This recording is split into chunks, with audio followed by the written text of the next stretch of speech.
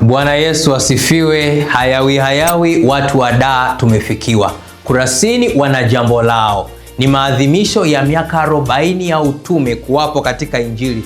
Miaka 40 sio mchezo. Miaka 40 ni umri wa mtu mzima kabisa huu.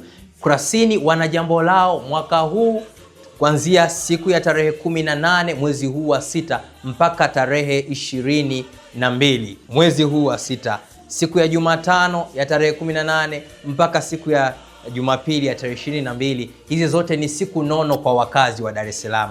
Wakazi wa Dar es Salaam, wikendi hii imechangamka, hakuna kukaa kinyonge. Uelekeo wetu wote ni Kurasini kwa ajili ya kuadhimisha miaka 40 ya utume. Rafiki wa Kurasini, msikilizaji wa Kurasini, mdau wa Kurasini, wasaidie Kurasini kufikisha kilele chao katika maadhimisho hayo ya miaka 40. Usikae kinyonge. Wikendi hii ni wikendi iliyochangamka. Hatuendi harusini wala hatuendi kwenye matamasha mengine yoyote. Wikendi hii mguu Kurasini.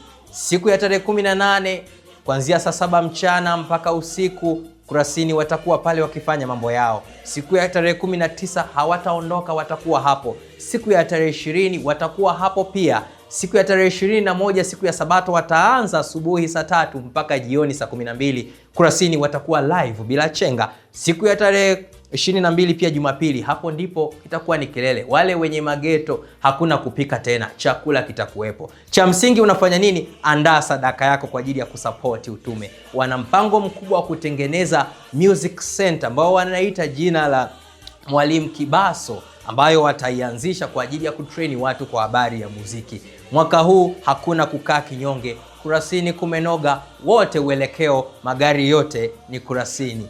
Bwana akubariki unapopanga kuto kukosa. Sadaka yako unaweza kutuma kupitia namba zinazopita hapo kwa chini kuweza kusapoti utume. Kurasini ni Kurasini ni Kurasini mwaka huu. Usikose tukio hilo la kihistoria kabisa kuwasikiliza Kurasini. Wakati wengine wanazungumzia magari, Kurasini wao wameamua kulitaja jina la Bwana.